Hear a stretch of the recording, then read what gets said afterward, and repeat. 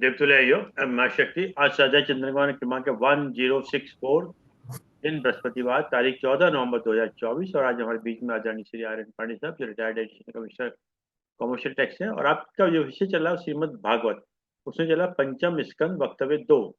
उसमें जो विशेष रूप से ले रहे हैं वो ले रहे हैं ऋषभ देव तथा भरत श्रेष्ठ। आप ज्यादा सुन ले तो आदरणीय आर एन पांडे साहब से निवेदन करते हैं कि आज का उद्बोधन जारी करें। आदरणीय पांडे साहब। ओ सर्वप्रथम गायत्री महामंत्र का उच्चारण करते हैं।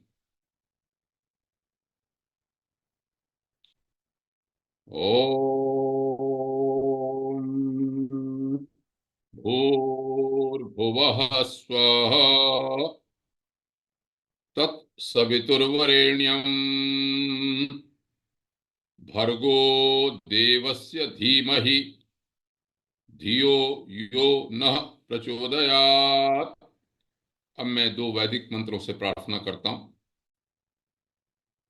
ओम विश्वानि देव सवितर्दुरितानि परासुव यद्भद्रं तन्न आसुव।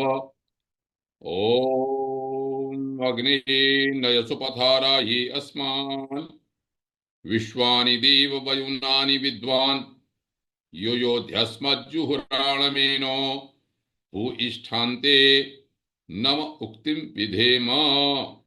हे सकल जगत के उत्पादक प्रकाश स्वरूप परमात्मन, आप हमारे दुर्व्यसनों को, बुराइयों को, आपत्तियों को दूर करें और जो कल्याणकारी हो वो हमें प्राप्त कराएं। हे सबसे अग्रणी अग्नि स्वरूप परमेश्वर, आप हमारे सारे कर्मों को जानते हैं। आप हमको सन्मार्ग पर ले चलते हुए समृद्धि प्राप्त कराएं। इस मार्ग में जो भी बाधाएं आए उन्हें आप दूर करें। हम आपको बारंबार प्रणाम करते हैं। ओम। सर्वप्रथम सदैव की भांति आदरणीय श्री अरविंद शर्मा जी का बहुत आभार, जिनके कारण यह सत्संग सभा चल रही है। साथ ही साथ जो हमारे प्रबुद्ध श्रोतागण, जो इस समय तो हमारे आदरणीय सीकरी साहब एंड वी एन चौधरी साहब हैं, अभिषेक शर्मा जी भी सम्मिलित हैं, तो इन सबको मैं प्रणाम करता हूं। और जो भी आए आगे, जो तो आते रहते हैं श्रोता नियमित रूप से, उन सबको प्रणाम करता हूं। सत्संग जहां पर बहुत भाग्य का विषय है, वो इसीलिए है कि इसकी लिए सद्बुद्धि की अंदर से प्रेरणा मुश्किल से होती है, और प्रेरणा होती भी है तो उसको फलीभूत बहुत कम लोग कर पाते हैं। अपनी दृढ़ इच्छा शक्ति और प्रभु की कृपा, ये शास्त्र बिल्कुल निश्चित रूप से बारंबार बारंबार बारंबार कहते हैं। तो मैं तो ये समझता हूं कि मुझे आदरणीय श्री अरविंद शर्मा जी के माध्यम से जो काम मिला, ग्रंथ को पढ़ने का, बोलने का, ये मेरे ऊपर प्रभु की बड़ी कृपा है, प्रत्यक्ष कृपा है। और आप लोग जो सुनते हैं इतने धैर्य से, नियमित रूप से जो आते हैं, जहां तक हो सके, वो भी भगवान की कृपा है। अरविंद शर्मा जी तो मैं कहता हूं एक तप ही है इनका, कि मेरा तो चलिए विषय है अध्यात्म का, लेकिन आपके पास तो रोज दैनिक रूप से आप इसको देखते हैं। और अपनी, मैं देखता हूं जितना कभी कभी जो समय महसूस करता हूं कि अपनी दिनचर्या, जो सामाजिक या सांसारिक दिनचर्या है, उसमें से किस तरह से समय निकालते हैं किसी न किसी प्रकार से। इसमें उनके पुत्र अभिषेक शर्मा जी भी सम्मिलित रहते हैं। तो दोनों को प्रभु खूब अपना कृपा करें। है ही कृपा उनके ऊपर, और उनके माध्यम से हम लोगों की कृपा है। अस्तु, चलिए अब मैं अपने विषय पर आता हूं, श्रीमद् भागवत पर।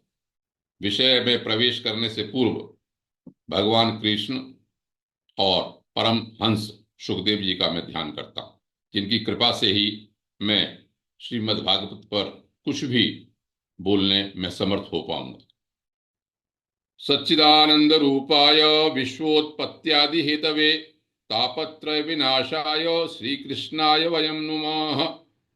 यं प्रव्रजन्तमनुपेतमपेतकृत्यम् द्वैपायनो विरह कातर आजुहाव पुत्रेति तन्मयतातर्वोऽभिनेदुस्तं सर्वभूतहृदयं मुनिमानतोऽस्मि। ओ नमो भगवते वासुदेवाय। भगवान सुखदेव जी को प्रणाम करते हुए भगवान कृष्ण को, उस परम तत्व को जो सब में विद्यमान है, हम सब जिसमें विद्यमान है, सबको प्रणाम करता हूं।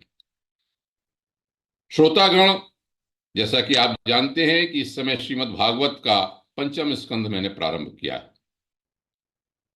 चतुर्थ स्कंध में मनु जी के जो पुत्र उत्तानपाद थे, उनकी वंश परंपरा कही गई। मुख्य रूप से ध्रुव, आगे चल के पृथु, प्राचीन बर्री, प्रचेता के जो चरित्र सब गाए गए। कथाओं के माध्यम से जगह जगह पर जो भी आत्मज्ञान का उपदेश है, आत्मज्ञान के जो तत्व हैं, वो सब बताए गए। उनके चरित्रों से यह शिक्षा देने का प्रयास किया गया कि एक आदर्श पुरुष को किस प्रकार से अपना जीवन बिताना चाहिए। पिछले वक्तव्य में मैंने पंचम स्कंध में प्रवेश किया था। पंचम स्कंध मनु जी के द्वितीय पुत्र प्रियव्रत जी की वंश परंपरा है। इस परंपरा में प्रियव्रत जी हुए, आग्नेत्र हुए, उनके पुत्र नाभि हुए। नाभि ने अपनी पत्नी मेरु देवी के साथ यज्ञ किया। पुत्र की कामना से ऋत्विकों के सामने भगवान प्रकट हुए, यज्ञ पुरुष प्रकट हुए। उनसे उन्होंने ये मांगा कि आप जैसा ही पुत्र हो। तो उन्होंने कहा, भाई मेरे जैसा मेरे अलावा तो हो नहीं सकता, इसलिए मैं अंशावतार के रूप में आपके यहां आऊंगा। और इस प्रकार भगवान ऋषभदेव का अवतरण हुआ।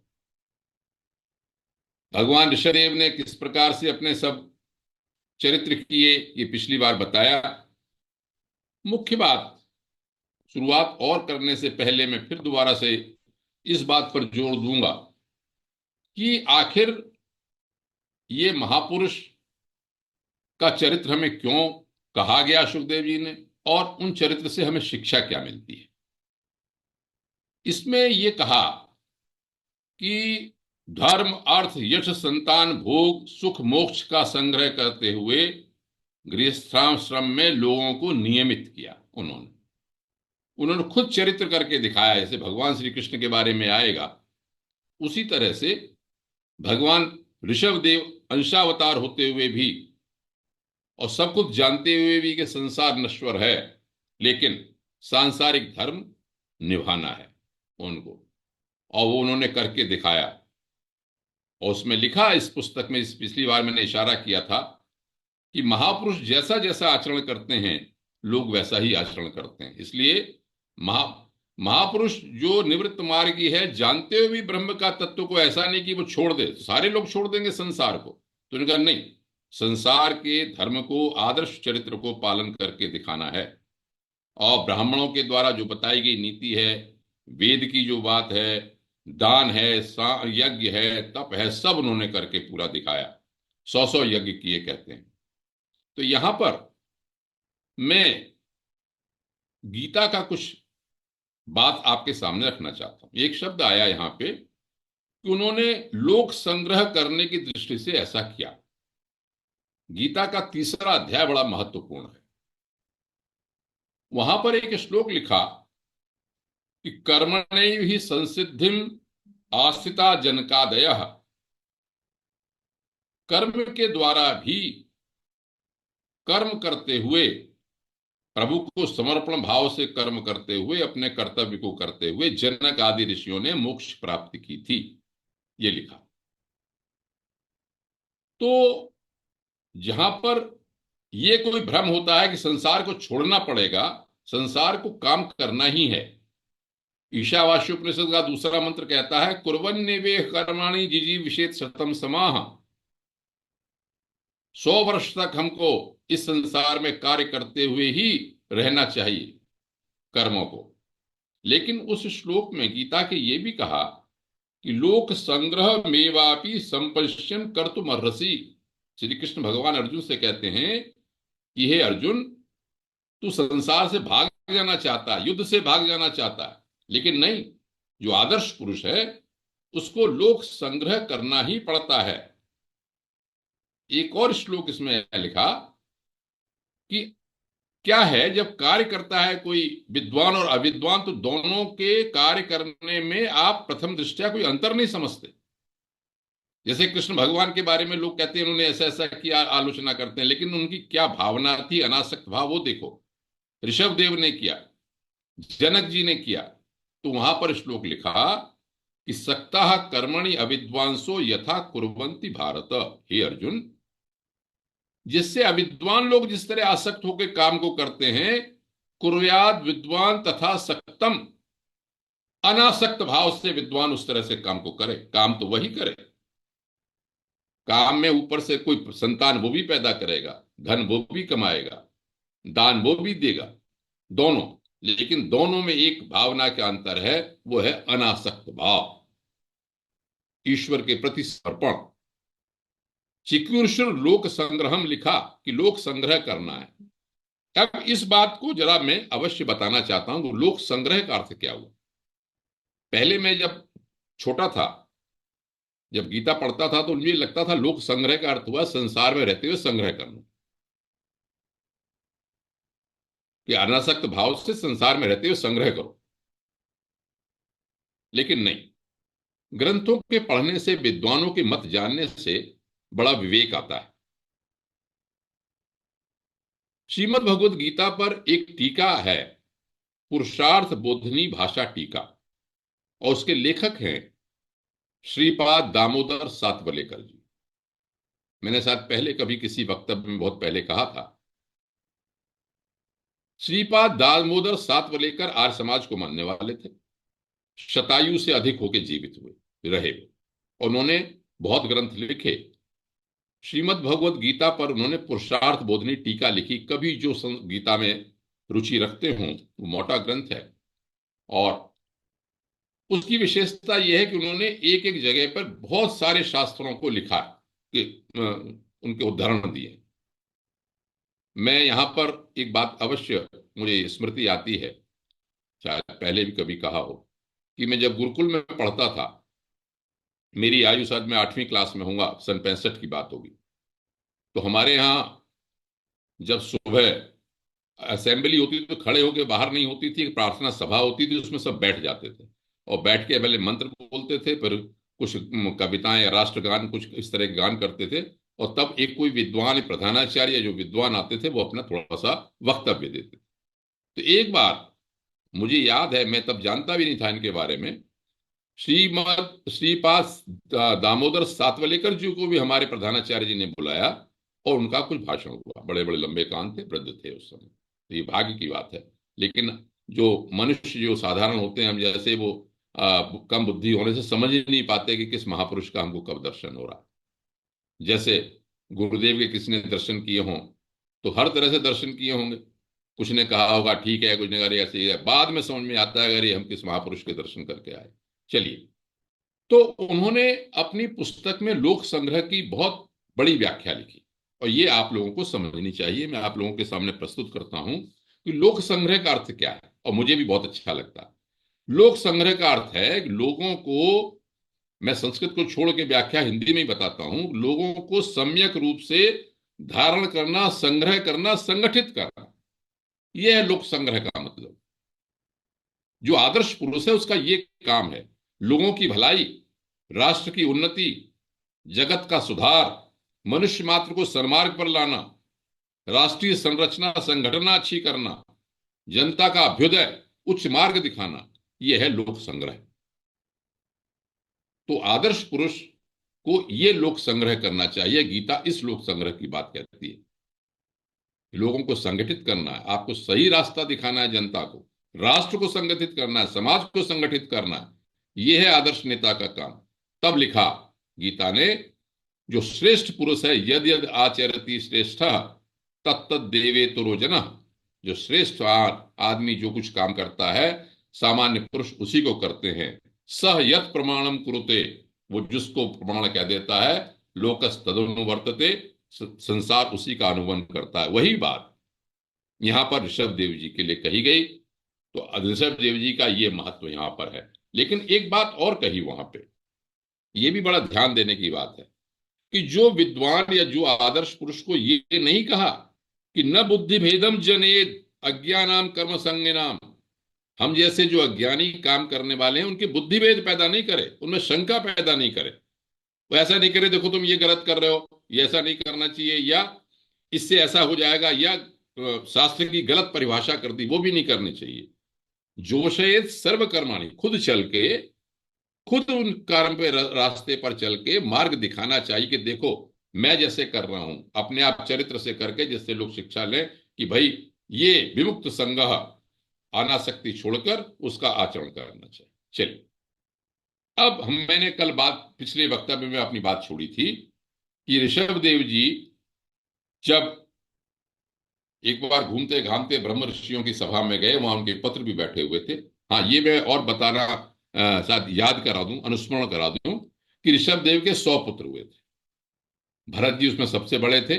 9 और पुत्र थे जो राजा हुए, 9 उसमें योगीश्वर हुए, 81 याज्ञिक ब्राह्मण हो गए, यज्ञ में चले गए, वो याज्ञिक ब्राह्मण हो गए। तो वो उनके सब पुत्र बैठे थे, तो उनका जो पुत्रों को जो उपदेश दिया, या ब्रह्मर्षियों की सभा में जो उपदेश दिया, उस पे मैं आज शुरुआत करता हूं। कल मैंने पहला, वो पिछले वक्तव्य में मैंने एक श्लोक बोला था, उसका अर्थ ये था कि भाई इस मर्त्य लोक में मनुष्य शरीर विषय भोग प्राप्त करने के लिए ही नहीं है, क्योंकि ये तो कुकर शुकर जो भी मन पशु योनि है सबको मिल जाता है भोग। तो केवल दिव्य तप करना चाहिए जिससे कि अंतःकरण का परिष्करण हो। ये बात मैंने पहले भी कही थी पिछले वक्तव्य में। उससे क्या होता है, आनंद ब्रह्मानंद की प्राप्ति हो। तो आत्म परिष्करण मुख्य काम है, जो और पशु योनि में और किसी योनि में नहीं हो सकता। हम ही एक ऐसे मनुष्य को दिया कि जो बैठ के सोच सकता है कि भाई मैं क्या सोच रहा हूं, इसमें सही क्या है गलत क्या है, और शास्त्र के अनुसार, महापुरुषों के अनुसार जो बात कही गई विवेक से, उसके लिए आत्म परिष्करण करना चाहिए। अब चलिए आगे चलते हैं, उन्होंने क्या क्या बातें कही। उन्होंने कहा भाई जो महापुरुष वे ही हैं जो समान चित्त, परम शांत, क्रोधहीन हों, हित चिंतक हों, सदाचारी हों।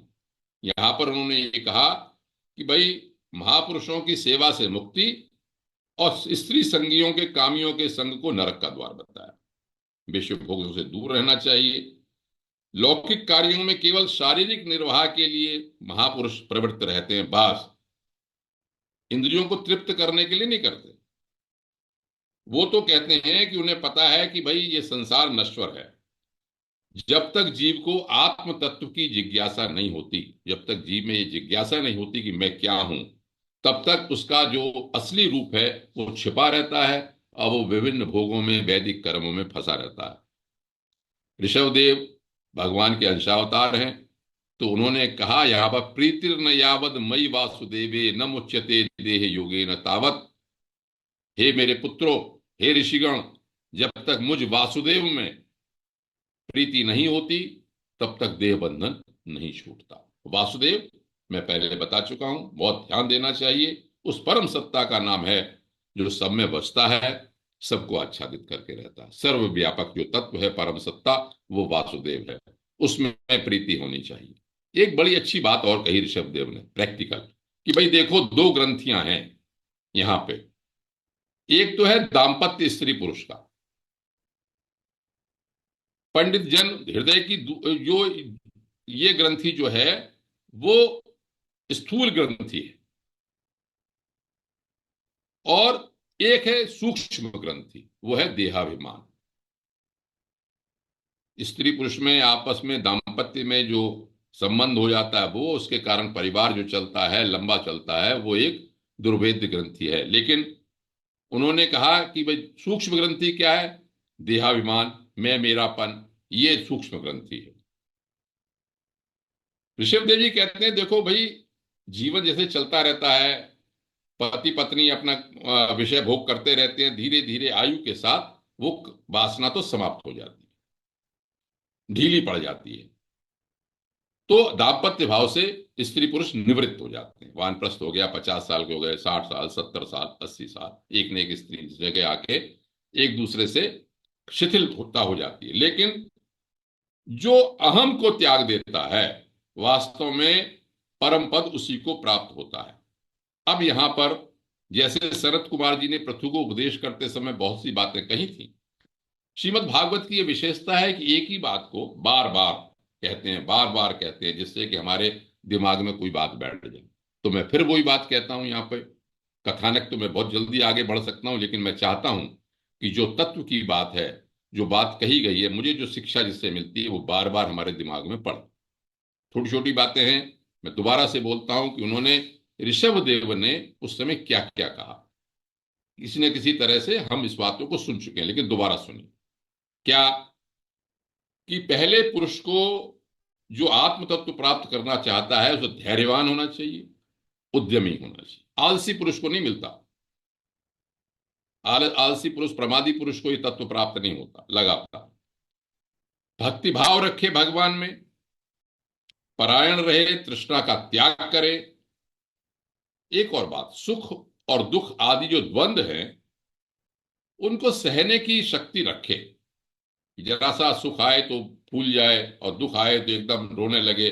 क्यों सोचे कि भाई जीव को तो इस योनियों में ही उठाना ही पड़ता है सुख दुख। तो ये विचार करे, तत्व जिज्ञासा रखे, तप रखे, सकाम कर्म करे, मेरे लिए ही कर्म करे, मदर्पणम, भगवान के प्रति ही, भगवान की कथाओं को सुने, भगवान के भक्तों का संग करे, भगवान के गुणों का कीर्तन करे, वैर त्याग करे, समता करे, शांति से रहे, और घर और शरीर में मैं मेरेपन के भाव की इच्छा को दूर रखे। अध्यात्म के शास्त्रों का अनुशीलन करे, जैसे हम लोग कर रहे हैं, अपने बैठ के अपने कोई ना कोई पुस्तक का अध्ययन कर रहे हैं। एक और बात कही, एकांत सेवन करे, प्राण और इंद्रिय मन का संयम रखे। जो शास्त्रों के वचन है, सत्पुरुषों के वचन है, उसमें यथार्थ बुद्धि रखे। ये नहीं कह रहे तो बकवास है, कुछ नहीं, ऐसे तो बोलते ही रहते हैं, सब किताब तो ऐसे ही कहते रहते हैं। ब्रह्मचर्य रखे, सावधानी रखे। इसमें वेद में और उपनिषदों में सावधान रहने की बड़ी बात कही गई है। आगे आएगा इसमें भरत जी का चरित्र। वाणी का संयम रखे, ये बड़ा महत्वपूर्ण मुझे लगता है, क्योंकि एक वाणी तो हम बोलते ही हैं, अरविंद जी से मेरी बात होती रहती है प्राय। तो वाणी के बारे में वास्तव में, और मैं चूंकि इस तरह रहा पहले कठोर वाणी वाला, तो मुझे लगता है कि वाणी का संयम सब कुछ है। अरविंद जी जब विचारों में बताते हैं तो एक शब्द से जीता भी जा सकता है, शत्रुभाव भी हो सकता है। तो वाणी का संयम बहुत जरूरी है। और सर्वत्र मेरी सत्ता देखे, कि भाई सब जगह मैं हूं। तत्व विचार रखे, योग साधन से अहंकार रूप लिंग शरीर को लीन कर दे। मनुष्य को चाहिए कि सावधान रहकर ये जो हृदय ग्रंथि है विद्या की, इसे विभिन्न साधनों से भली भांति काट डाले, क्योंकि कर्म संस्कारों का ये साधन है। उसके बाद ये साधन जो हम कर रहे हैं उसे भी छोड़ दे। इतनी बात जब मैं पढ़ रहा था तो मुझे विवेक चूड़ामणि का एक श्लोक याद आया, वो मैं आपके सामने रखता हूं। बहुत ही अच्छा श्लोक है। उसमें ये लिखा कि योगस्य प्रथम द्वारम वांग निरोधो वांग निरोधो अपरिग्रह। योग का, विवेक चूड़ामणि में शंकराचार्य कहते हैं कि भाई योग का जो पहला द्वार है वो वांग निरोध है, वाणी का संयम है। इतना महत्व है वाणी का। गीता में भी जब तप 3 प्रकार के बताए गए, तो जहां वांग्मय तब बताया गया, वहां का अनुद्वेगकरम वाक्यम सत्यम प्रिय हितम ही यत, जो दूसरे को उद्वेग न करे, सत्य हो, हितकारी हो, ऐसा वाणी बोलनी चाहिए। तो और कुछ नहीं कर सकते, तो हम लोग वाणी पर तो ध्यान रख ही सकते हैं। तो विवेक चूड़ामणि में मैंने कहा कि भैया पहला द्वार है वांग निरोध, अपरिग्रह, निराशा, आशा नहीं रखनी है, निरीहा, इच्छाएं नहीं रखनी है, और एकांतशीलता। तो जो ये बात यहां पर बहुत लंबी चौड़ी करके गई, वो संक्षेप में वहां पर भी कर दी। अब देखो, अब बड़ों के लिए क्या उन्होंने, शिवदेव कहते हैं कि हम जो बड़े हो जाते हैं, जो बुजुर्ग हैं, वृद्ध हैं, या उपदेश की स्थिति में, उनका क्या दायित्व। वो कहते हैं भाई, जो मेरे अनुग्रह की प्राप्ति को ये मानता हो परम पुरुषार्थ है, भगवान की बड़ी कृपा है मेरे ऊपर। अगर राजा हो तो अपनी प्रजा को, अबोध प्रजा को, और गुरु हो तो अपने शिष्यों को। चलिए, हम गुरु भी नहीं है, अब राजा भी नहीं है। दूसरी बात आती है, यदि पिता हो, जैसे हम सब पिता हैं, तो अपने पुत्रों को ऐसी ही शिक्षा दे। पुत्रों के लिए उन्होंने कहा कि पुत्रों को ऐसी ही शिक्षा दे, और यह भी कहा कि अज्ञान के कारण यदि वो उन शिक्षा पर न चलें, अपने अपने मन से कर्म करने लगें, तो क्रोध न करके समझाए बुझाए उनको। ये लिखा इसमें, ऋषभ देवी कह रहे हैं पुत्रों से कि जिससे सही काम में लगाए। उन्होंने कहा भाई देखो, सच्चा कल्याण किस बात में है इसको लोग नहीं जानते। पिता को, गुरु को, राजा को ये चाहिए कि वो उनको सही मार्ग दिखाए। आपस में क्षणिक सुख के लिए जो बैर ठान लेते हैं वो ठीक नहीं है। अब एक श्लोक बड़ा महत्वपूर्ण है इसमें, इसको जो भागवत कहने वाले लोग हैं विद्वान, मैंने जो कथावाचक हैं, वेद व्यास पे बैठे रहते हैं, वो बहुत जोर जोर से कहते हैं। आप भी सुनिए इस बात को। गुरु न सस्यात् स्वजनो न सस्यात्, पिता न सस्यात् जननी न सस्यात्, देवम न सस्यात् न पतिश्च स्यात्, कबूचयेद्यः समुपेत मृत्यम मृत्युम। क्या मतलब हुआ इसका? कहते हैं भाई वो गुरु गुरु नहीं है, वो स्वजन स्वजन नहीं है, वो पिता पिता नहीं है, वो माता माता नहीं है, वो इष्टदेव इष्टदेव नहीं है, वो पति पति नहीं है, जो कि अपने को प्रिय संबंधी को भगवत भक्ति का उपदेश देकर मृत्यु की फांसी से नहीं छुड़ा सकता। तो असली तो हमारा अपना वही है, वही माता, वही पिता, वही जननी, वही सब स्वजन है, जो कि हमें इस मृत्यु के बंधन से छोड़ने का रास्ता दिखाता है। ऋषभ देवी ये कहते हैं। अब इसके बाद ही कहते हैं कि देखो भाई, मुझे ऋषभ श्रेष्ठ इसलिए कहते हैं कि मेरे हृदय में बहुत सब कुछ है, मैं जानता हूं, परमात्म स्थिति में व्यक्त हूं, लेकिन मैंने अधर्म को बहुत पीछे धकेल दिया है उसको। इसलिए अब कहते हैं अपने पुत्रों से कि तुम्हारा जो बड़ा भाई भरत है उसकी तुम सेवा करो, क्योंकि बड़े भाई की सेवा करना ऐसा समझो जैसे मेरी सेवा करना ही है। फिर बताते हैं कि भाई देखो, ये जीव वृक्ष और पशु पक्षी उन सब में आप श्रेष्ठ हो, मनुष्य योनि मिली है वो श्रेष्ठ हो। उसके बाद ऐसे ब्राह्मणों को उन्होंने श्रेष्ठ बताया जो शम दम सत्य दया तप तितिक्षा 8 गुणों से संपन्न है। सब बात कह के अब असली बात उन्होंने ये कहा, जो उपदेश अध्यात्म का है वो उन्होंने कहा देखो भाई पुत्रो, तुम संपूर्ण चराचर में जो भी प्राणी है उनको मेरा ही शरीर मानो। इस बात को बार बार कह चुके हैं। मैं तो कहता हूं कि ईशावास्योपनिषद या गीता, उसका पूरा व्याख्या है, ये व्याख्या है, सार है जो बार बार कहते हैं। जब मैंने शुरू में कहा था कि भागवत क्या है, वेदोपनिषदाम सारात जाता भागवती कथा, वेद और उपनिषदों के सार से ही ये भागवत कथा हुई है। तो मुझे तो बार बार इसे पढ़ने में लगता है, क्योंकि मैंने उपनिषदों का भी अध्ययन किया है, वेद का गीता का भी किया है, थोड़ा बहुत वेद भी थोड़ा बहुत जानते हैं, लेकिन मुझे लगता है वही बात कही। सुनिए क्या कहा, ये बात आप बार बार सुन चुके हैं। संपूर्ण चराचर के जो प्राणी हैं वो मेरा ही शरीर हैं, शुद्ध बुद्धि से उनकी सेवा करो, यही मेरी सच्ची पूजा है। स्वामी विवेकानंद को रामकृष्ण परमहंस ने यही सिखाया था, दरिद्र नारायण की सेवा। विवेकानंद जी के साथ कोई चले, चलो भाई भगवान की पूजा करनी है, देखना है भगवान की सेवा, तो उनका किसी ने कहा बताओ बताओ, तो साथ ले गए। तो कहाँ कोढ़ी रोगी भिखारी उन सबके पास जाके उनकी सेवा करते थे वो। तो ये हैं असली भगवान का ही रूप है। इतना आदमी को सेंसिटिव संवेदनशील हो जाए कि वो सब में ही भगवान को देखे। अब जहां तक ग्रंथ की बात है, शास्त्र की बात है, गीता में भी यही बात कही गई है कि सर्वभूत स्थितम यो माम भजति एकत्वम स्थित। सारे प्राणियों में जो एक अर्जुन जो मुझे स्थित होकर देखता है, तीसरे अध्याय में है, सर्वथा वर्तमानोपि स योगी मई वर्तते, वह होता हुआ भी मनुष्य मेरे में ही स्थित रहता है। यही बात ईशावास्योपनिषद में भी आगे कही, यस्मिन् सर्वाणि भूतानि आत्म एव अभूत विजानतः। सब प्राणियों में जो अपने आत्मा को देखता है वो समझ लीजिए उसको न मोह होता है न शोक होता है, क्योंकि वो सब जगह मुझको देखता है। तो यहां पर इस तरह से कह के जब ऋषभ देव जी ने अपना ये उपदेश पूरा किया तो सुखदेव जी आगे कहते हैं कि देखो भाई, उन्होंने उपदेश इसलिए दिया कि भाई सब लोग सही रास्ते पर चलें। भरत जी उनके सबसे श्रेष्ठ थे, उनको उन्होंने बैठा दिया संकल्प मात्र से राजा के पद पे।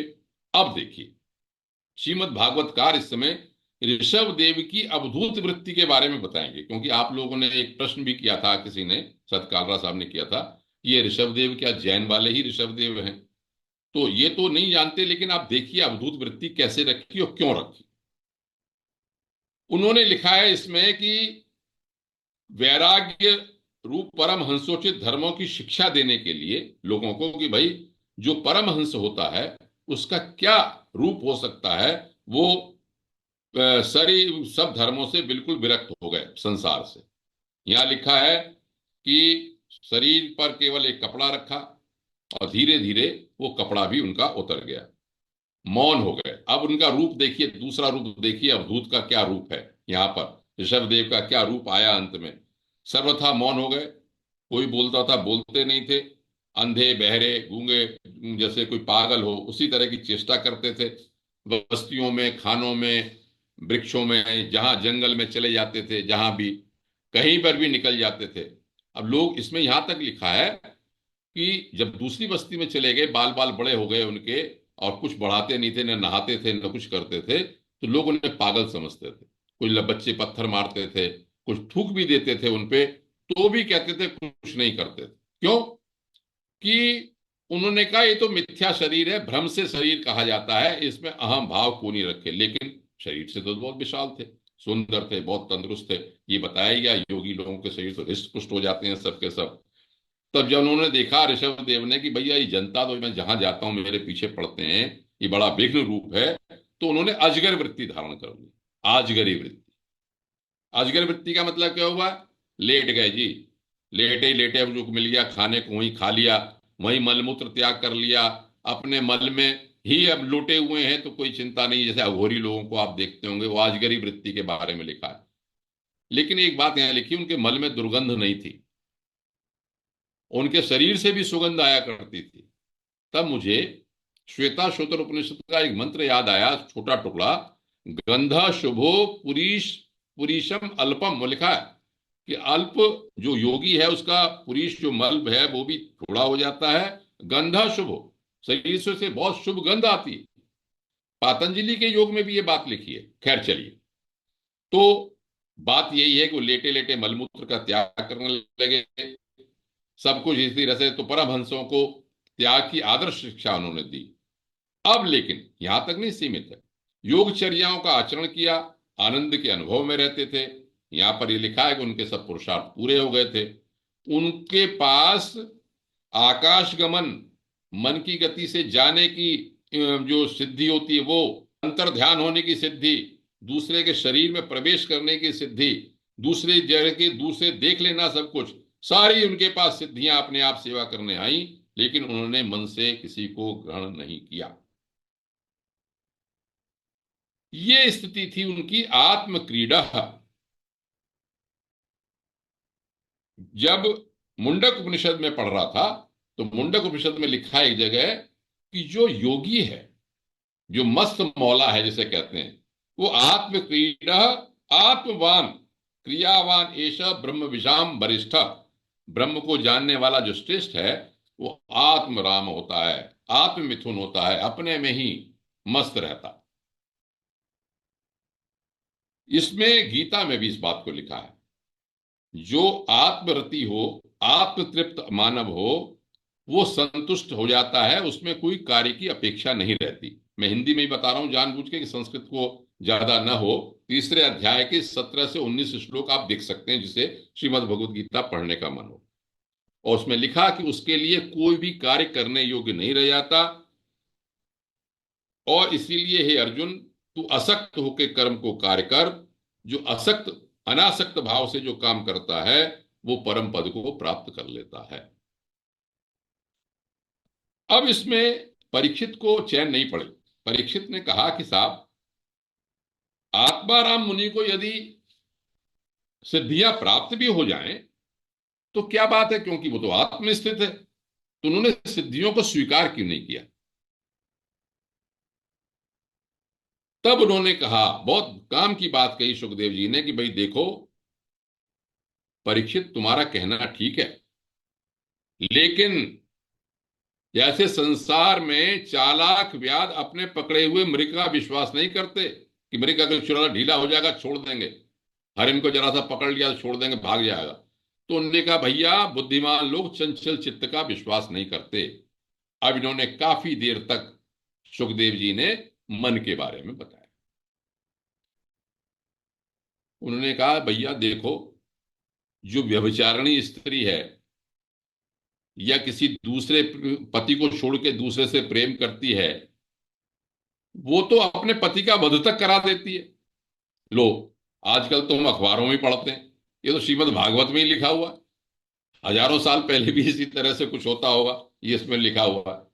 तो इसी प्रकार से योगी जो मन पे विश्वास कर लेते हैं वो कहीं ना कहीं धोखा खा जाते हैं। भगवान महादेव तक को ये झटका लग चुका है इसका, मन पे जरा सा भी। तो भैया मन जो है वो बिल्कुल नियंत्रण में रखना चाहिए, उसे दूर रखना चाहिए। ऐसी कोई शक्ति वक्ति मत लो, ये मत सोचो कि नहीं हम चाहेंगे तो उपयोग करेंगे, नहीं करेंगे। मन पे कोई विश्वास मत करो। वो अवधूत वेश में ऋषभदेव रहते थे, अपनी ईश्वरीय प्रभाव को छिपाए रहते थे। तो अब उन्होंने योगियों को यह सिखाना चाहा कि देह त्याग कैसे किया जाए। तब उन्होंने कहा कि अभिमान, अपना लिंग जो देह था उनका अंदर का, उससे भी वो अभिमान छोड़ के उपराम हो गए।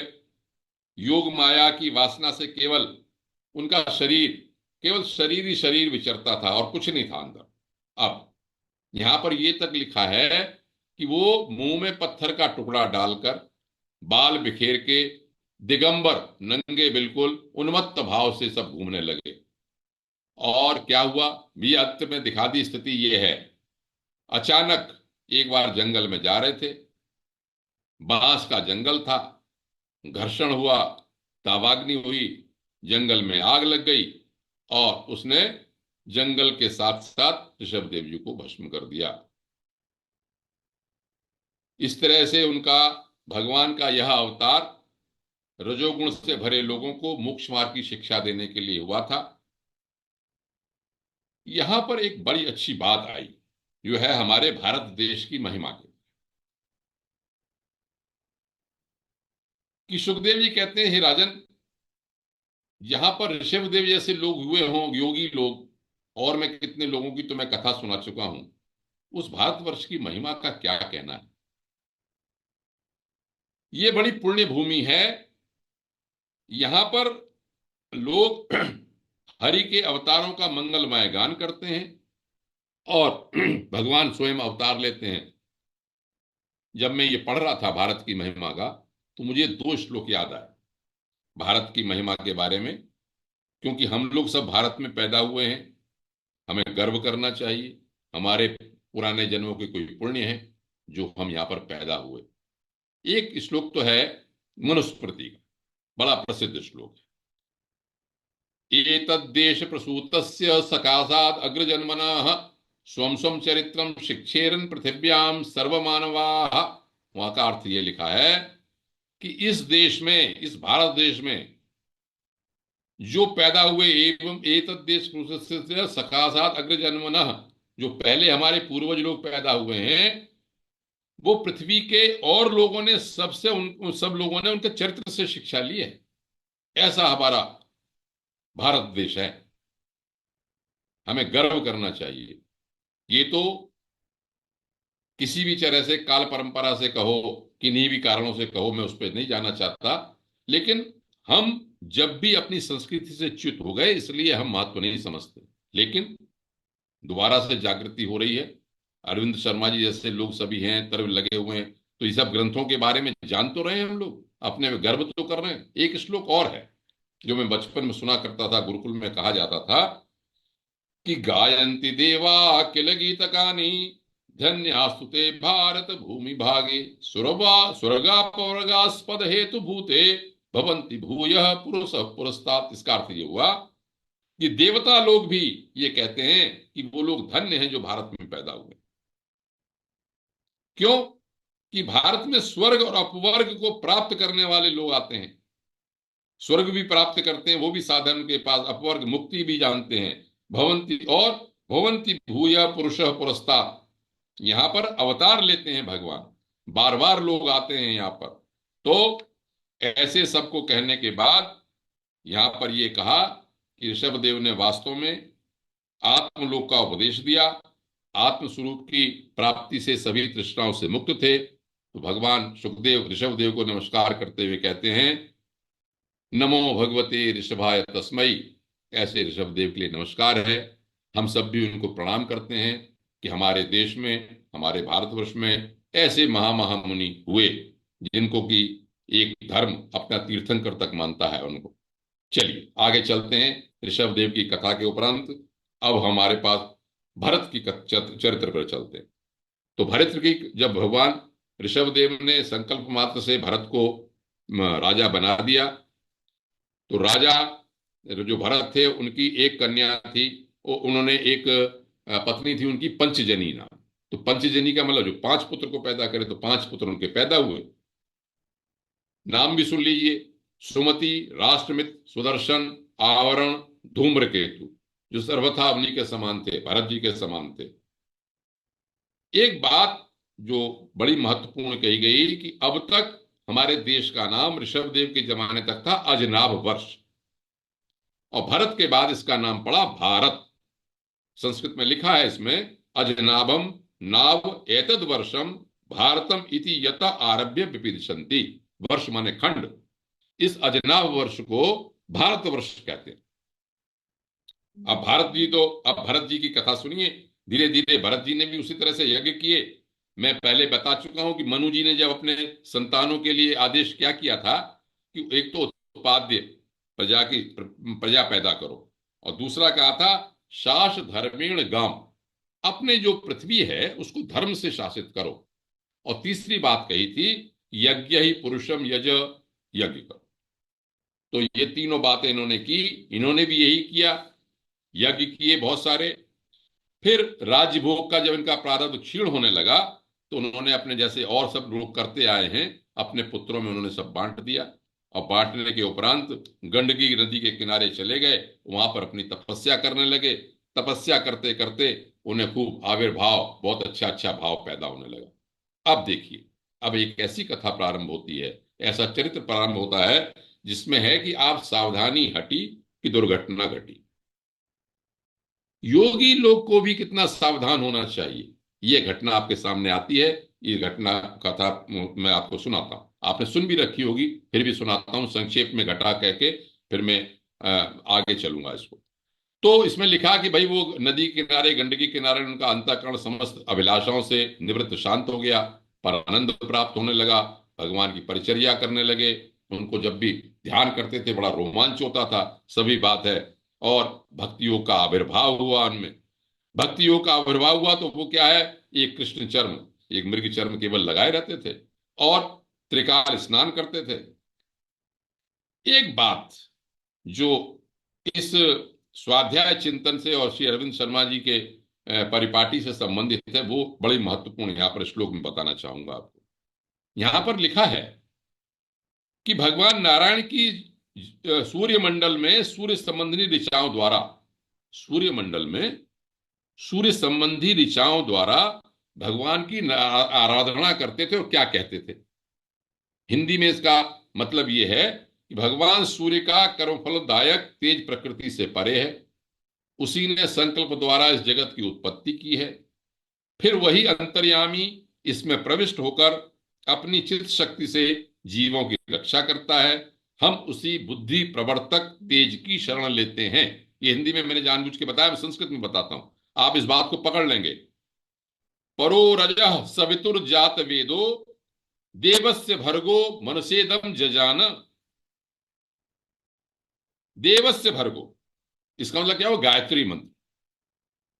जो हम कहते हैं तत्सवितुर्वरेण्यम भर्गो देवस्य धीमहि धियो यो नः प्रचोदयात्। जो गायत्री मंत्र जिस भर की जिस तेज का ध्यान करते हैं, हमारे भरत जी भी उसी तेज का ध्यान करते थे। लिखा है इसमें, सवितुर जात वेदो और देवस्य भर्गो मनसेदम जजान। अंतर्यामी होकर संकल्प द्वारा जिस सूर्य ने सब प्रकृति से परे है जगत की उत्पत्ति की है, उसका हम बुद्धि प्रवर्तक तेज की शरण लेते हैं। सूर्य उपस्थान का एक मंत्र है, बड़ा अच्छे सूर्य की उपासना के मंत्र हैं वेद में। उद्वयम तमसस्परि स्व पश्यंतोत्तरम देवम देवत्रा सूर्य मगन ज्योतिरुत्तमम। जब हम सूर्य उपस्थान संध्या करते हैं सब लोग, सनातनी लोग, तो एक मंत्र पढ़ते हैं कि हम अंधकार से दूर ले जाने वाले उत्तम, तम से ऊपर भी जो ले जाते हैं, उस सूर्य की हम उपासना करते हैं। हम सूर्य की ज्योति को हम प्राप्त करें, हम ये भाव रखें अपने अंदर। संध्या करते समय, गायत्री मंत्र पढ़ते समय, जैसे भरत जी कर रहे हैं, कि हम उस सूर्य भगवान का जो तेज है वो हमारे अंदर प्राप्त हो, और उस तेज को प्राप्त करके हम अपने जीवों, जो जहां वह जीवों की जो रक्षा करता है, उसी बुद्धि प्रवर्तक तेज की शरण लेके इस संसार में आगे बढ़े। संक्षेप में कथा में कह देता हूं, जिससे समय हमारा पूरा हो जाएगा, कि ये बताया इसमें, लिखा है इसमें, कि एक बार वो नदी के किनारे बैठे हुए थे भरत जी।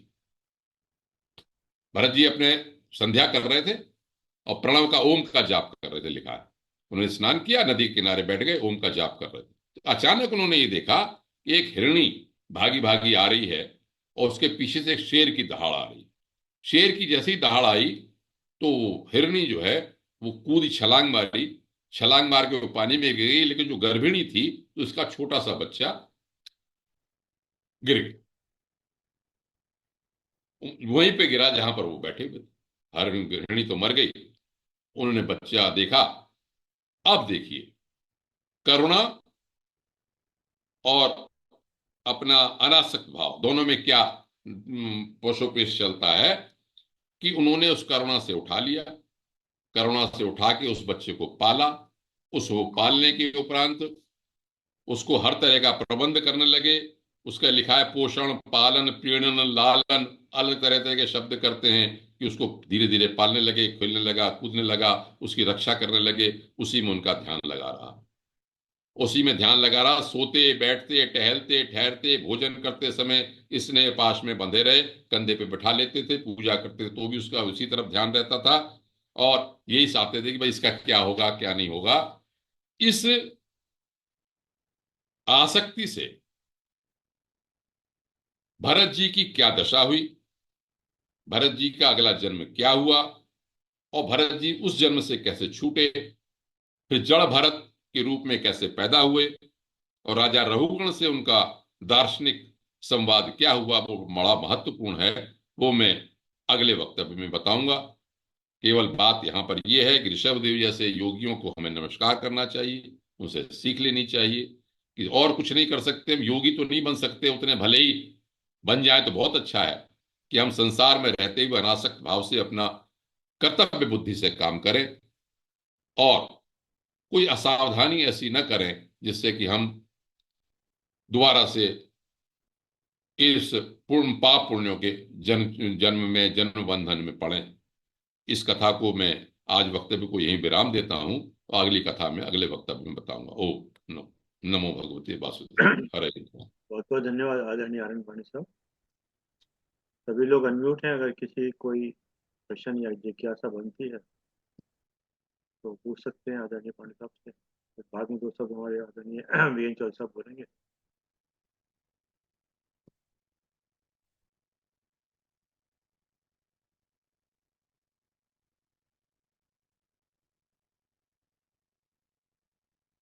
चलिए साहब, कोई जिज्ञासा नहीं, आपने इतना बढ़िया बताया, कोई जिज्ञासा बनी नहीं। आपने वाणी पे बहुत सही बताया। मुझे कहते हैं वाणी मित कल्याणकारी और मधुरी बोले। मित भी हो, ये मधुर बार भी बार आप हो। कहते हैं अरविंद जी, और मुझे लगता है, वास्तव में अब लगता है। क्योंकि कई लोगों की जो है मिर्ची बिक जाती, कई लोग का साइज नहीं बिकता। तो तभी है कि अगर आज हम रंजना बहन जी भी आई। और एक गुरुदेव का थॉट है, शालीनता बिना मोल मिलती है, पर इससे सब कुछ खरीदा जा सकता है। चलिए साहब, कोई जिज्ञासा, सेक्रेटरी साहब कुछ कर रहे हैं, लग रहा है कुछ बोलने वाले हैं।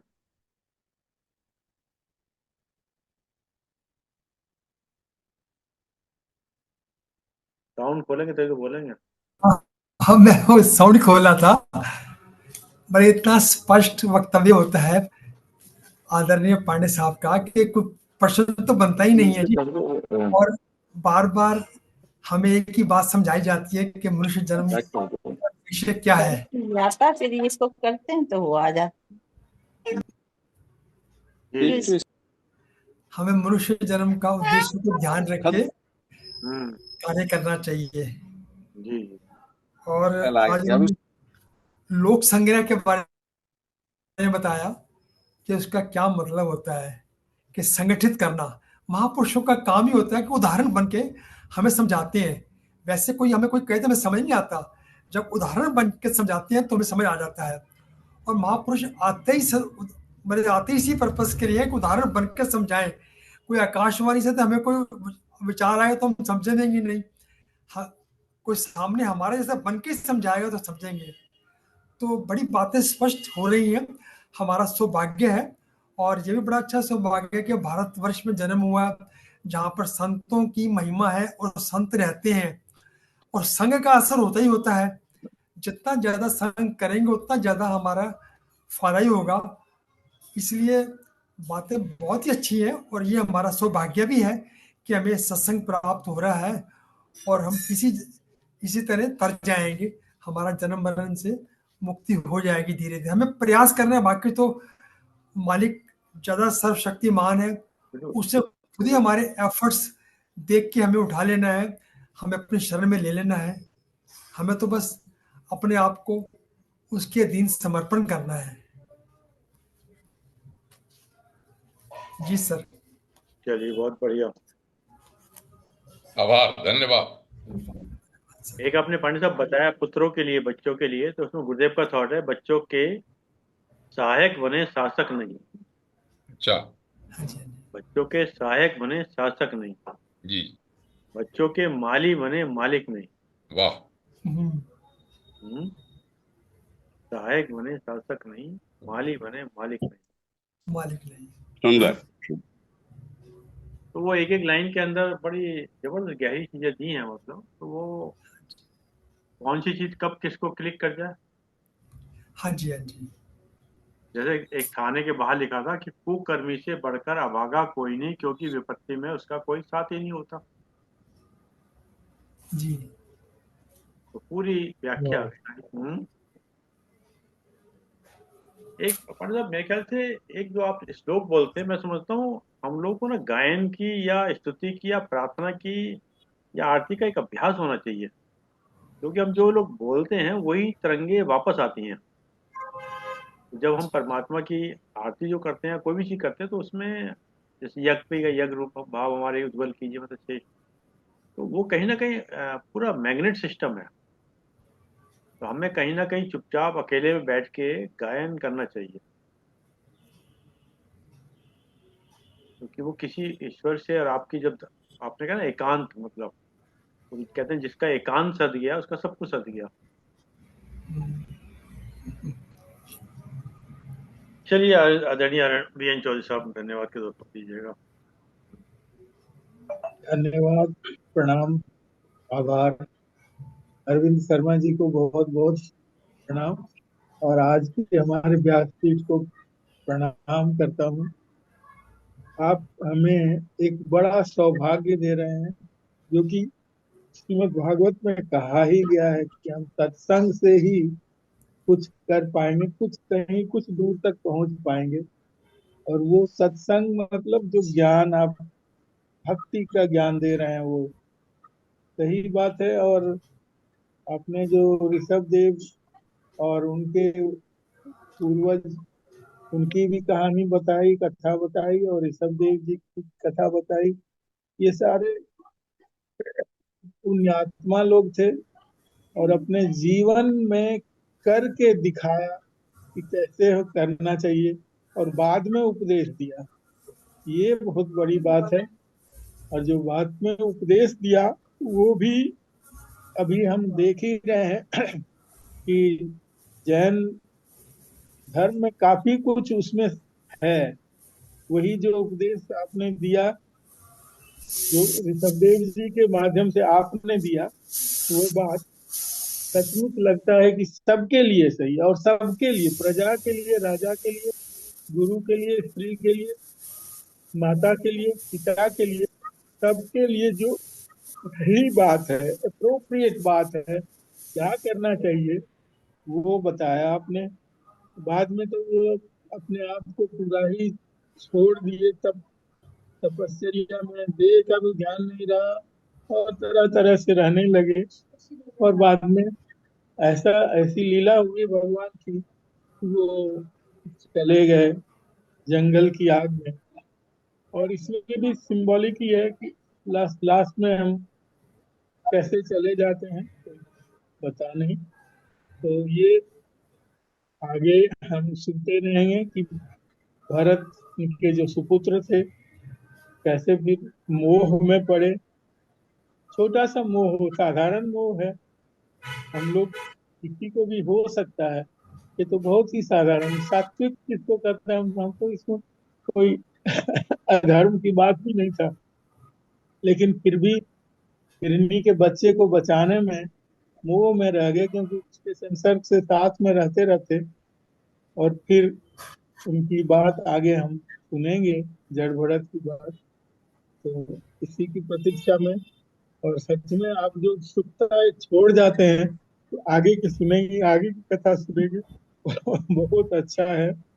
और ये सत्संग में हमारा प्रेम बना रहे। और आप सबका बहुत बहुत धन्यवाद, और श्री अरविंद शर्मा जी को बहुत धन्यवाद कि आप ऐसे सत्संग कराते रहे, करते रहे। बहुत बहुत धन्यवाद, क्योंकि जिस दिन नहीं होता है ना, उस दिन लगता है पता नहीं क्या सूनापन आ गया, खाली खाली। बहुत बहुत धन्यवाद, प्रणाम। आभार, बहुत बहुत धन्यवाद। आप बहुत बहुत धन्यवाद आदरणीय बेंचर साहब, बहुत बहुत धन्यवाद आदरणीय आर्यन पंडित साहब, आपने समय निकाल समय दिया। और जूम के लोगों का विशेष रूप से धन्यवाद कि आपने समय निकाल समय दिया। और जैसा कि एक विचार के साथ तो 3 बार ओम के बाद अपनी बात समाप्त करते हैं। आज का विचार आदरणीय पांडे साहब ने कहा था, हम बहुत बेहद भाग्यशाली हैं कि हमारा जन्म भारतवर्ष में हुआ। विचार संयोग से जीवन मिलता है, संयोग से जीवन मिलता है और सहयोग से जीवन चलता है। संयोग से जीवन मिलता है और सहयोग से जीवन चलता है। कुछ हंसकर बोल दो, कुछ हंसकर बोल दो, कुछ हंसकर टाल दो। हंसकर टाल दो। कुछ हंसकर बोल दो, कुछ हंसकर टाल दो। परेशानियां तो बहुत हैं, कुछ वक्त पर छोड़ दो। बहुत सुंदर। वाह वाह वाह वाह। परेशानियां तो बहुत हैं, कुछ वक्त पर छोड़ दो। आइए 3 माह उनका चाहते।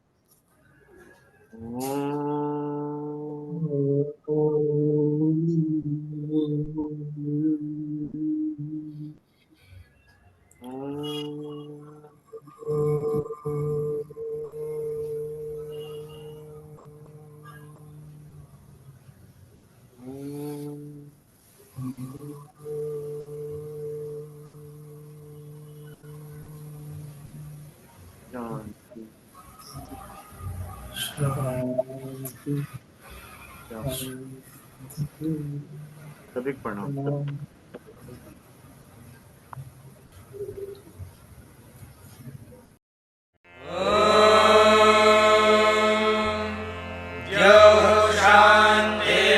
शान्तिरन्तरिक्षं शान्तिः पृथिवी शान्तिरापः शान्तिरोषधयः शान्तिः वनस्पतयः शान्तिर्विश्वे देवाः शान्तिर्ब्रह्म शान्तिः सर्वं शान्तिः शान्तिरेव शान्तिः सा मा शान्तिरेधि। ॐ शान्ति